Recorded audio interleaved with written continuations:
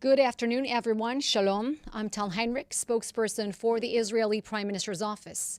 Today is day 235 of the October 7th war, and our war aims remain the same: to destroy Hamas's military and governing capabilities, to free all 125 hostages, and ensure that Gaza does not pose a threat to Israel ever again. All objectives are within reach, and Israel will not compromise on any of them. Firstly, I want to deal with Sunday night's strike against senior terrorists at the Hamas terrorist compound in Rafah. As the Prime Minister said yesterday in the Knesset, quote, "In Rafah, we have evacuated about 1 million civilians. Tragically, despite our immense efforts to avoid harming non-combatants, an incident occurred. We are investigating it thoroughly and will learn from it, as is our policy and long-standing conduct," end quote. The terrorists targeted and eliminated in this strike killed Israeli soldiers and civilians. Indeed, they were meeting to plan further attacks. They directed numerous murderous terror attacks in Judea and Samaria against Israelis. Israel, of course, abides by international humanitarian law. Multiple measures were taken prior to the strike in order to minimize the chances of harm to uninvolved persons. Aerial surveillance, precise munitions, intelligence information. The assessment was made that there would be no expected harm to uninvolved civilians. It's important to emphasize here that contrary to false reports, the strike did not occur in the humanitarian area in Al-Mawasi, to which the IDF has encouraged civilians to evacuate. Later on today, IDF spokesperson Daniel Hagari will reveal the preliminary findings from the IDF's investigation into the incident. We urge you to follow these updates, as they are very, very important to understanding the truth of what happened. Now an update from COGET, which coordinates the entry of aid to Gaza. Yesterday, 378 trucks were transferred into Gaza, including 154 aid trucks that arrived at Kerem Shalom from Egypt. In addition, more than 70 trucks of flour went in via the Ashdod port from the World Food Program. According to COGET, 87% of coordination requests are approved. Since the beginning of the war, more than 30,500 trucks have delivered over 591,000 tons of humanitarian aid into Gaza. More food and aid enters Gaza every day. That's 80% more food compared to what was imported to Gaza before October 7th. The humanitarian aid arrives into Gaza by land, sea, and air. As for our efforts to bring the hostages back home, the Prime Minister has repeatedly given the negotiating team a broad mandate. Sinwar, on the other hand, continues to demand the end of the war, the withdrawal of the IDF from the Gaza Strip, and leaving Hamas in place, in power, so that it will be able to carry out the atrocities of October 7th again and again.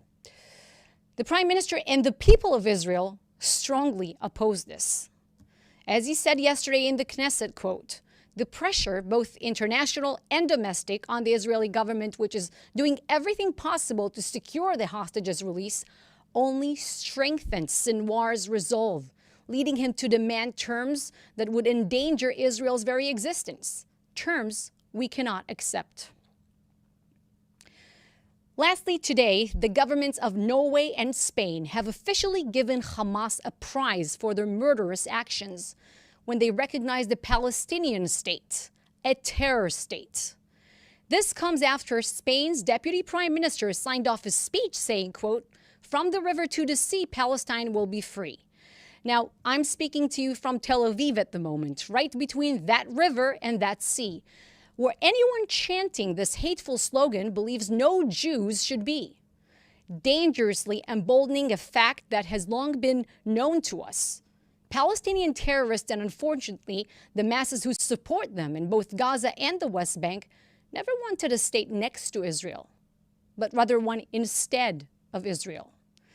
Before I address your questions today, as we've been doing here for nearly 8 months now, hundreds and hundreds of media interviews and daily briefings, I have a question for you. How come Palestinians are never asked the tough questions? How did their society and UNRWA education system groom such terror monsters like Hamas and Palestinian Islamic Jihad? Why do so many of them, according to recent internal polling, still support terrorism? Why did they reject every peace initiative since 1937? Why are they more committed to the notion of destroying Israel than building themselves and investing in the future? What did they do with billions of dollars that poured in from all over the world for decades? More dollars per capita than the Marshall Plan. How come they are the only group in the world to inherit a fraudulent status of refugees from wars that they themselves started? How come ammunition, terror infrastructure, terror content are found in almost every home across the Gaza Strip? Of course, these are just a few suggestions to anyone interested in promoting peace in the region or reporting the truth about it. I will now take your questions. You can put them in the chat with your full name and news outlet, please.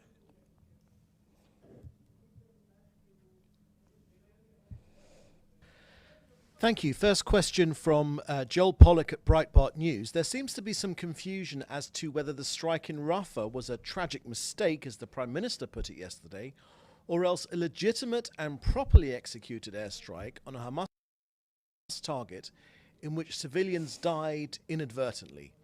Was the strike a mistake, or was it a correct action with tragic, unforeseen circumstances?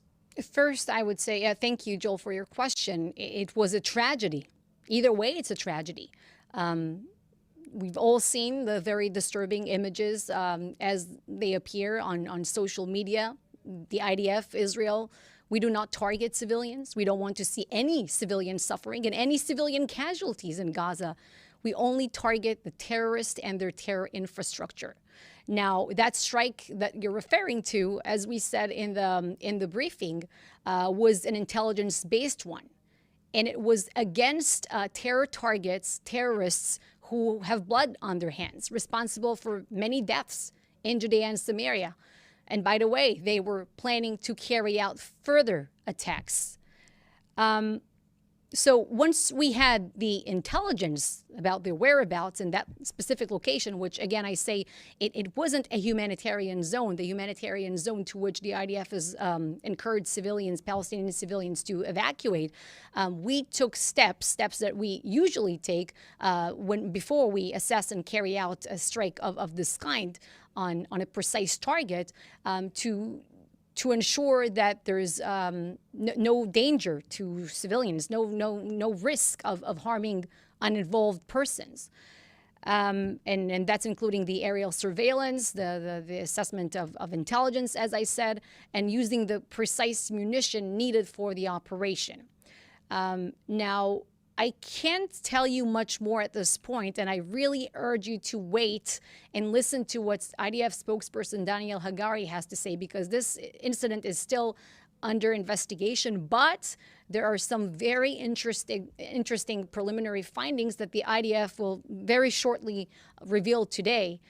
So anyone interested in the truth of what exactly transpired there should listen to what the IDF has to say about it.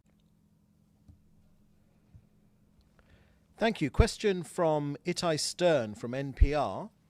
After the Paris talks during the weekend, what's the current state of the hostages deal negotiations? So the Prime Minister has given the negotiating team a full, broad mandate to continue to pursue the diplomatic avenue to try to bring to the release of our hostages. As you know, we've had this framework back in November. We saw the release of, more than 100 hostages. There are still 125 of them there. Some are alive, some are not. But we're committed to the principle of leaving nobody behind, and we'll bring everyone home, back to their families. There's no question about it. We must get our stolen people back. We're continuing to pursue this diplomatic avenue in parallel with the military operation. We know that the only thing that works against Hamas is the fact that we're hitting them hard. This is what created the conditions back then to have such a framework in place. And but so far, Hamas, the more flexible Israel has been throughout the negotiations, in recent weeks and recent months, as you probably, some of you reported, the more Hamas hardened its positions. Basically, what Hamas wants to see is their terrorist organization remaining in power, in control of the Gaza Strip, with the military capabilities and with the desire to carry out another October 7th massacre and another one, as they vowed to do. And this is something that, Israelis can simply not accept. So we will continue to pursue the diplomatic avenue alongside the military operation to topple Hamas and put more pressure on them. And I can tell you that there are people in Jerusalem and in mediating countries, including in Washington, who are working tirelessly on bringing our people back home. Thank you. Connected question from Mark Anderson at AFP. Has Israel's position changed since the last round of hostage deal negotiations?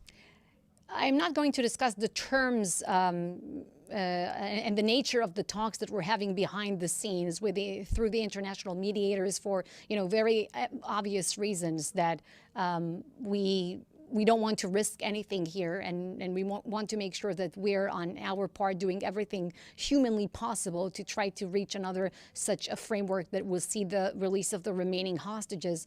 We will do everything that is possible on our end and continue to push for it in various ways.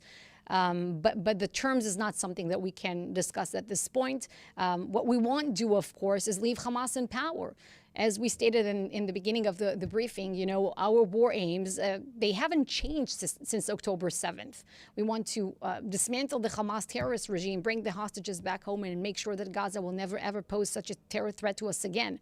But all these war aims, they go hand in hand. They're not contradictory.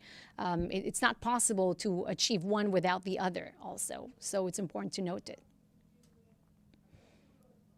Thank you. Question from Duri Buskarin for the World from PRX. Regarding Kogat, when and from what crossing point will medical evacuations be restarted?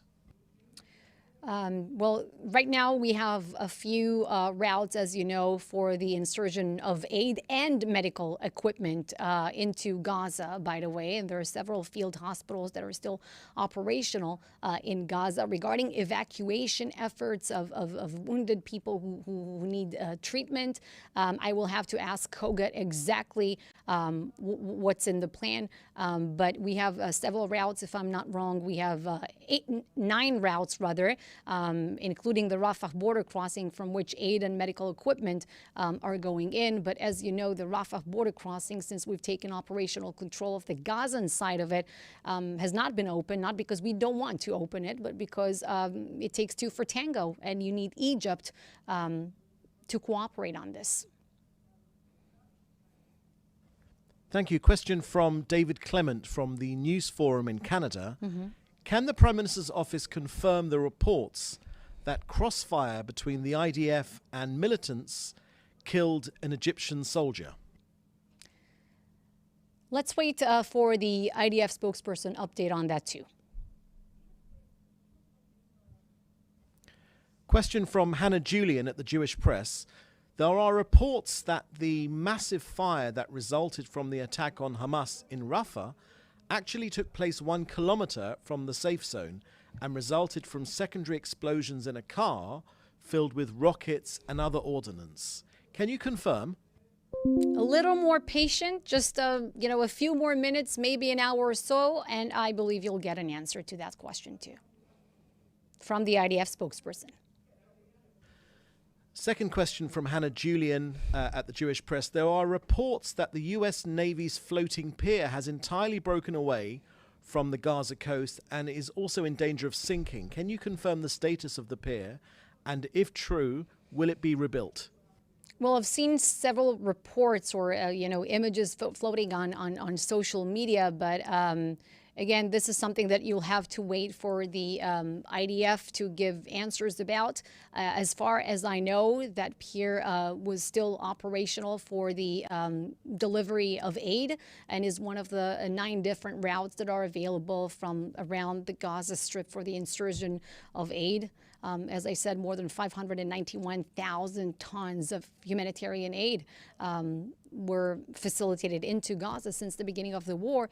And that pier, an initiative, an idea that was formed in Israel, an initiative carried out with CENTCOM, Central Command from the United States, is one more such avenue that really enhanced our efforts to bring aid in.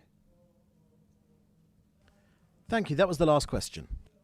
Thank you. That concludes the daily briefing for today. We'll see you here tomorrow.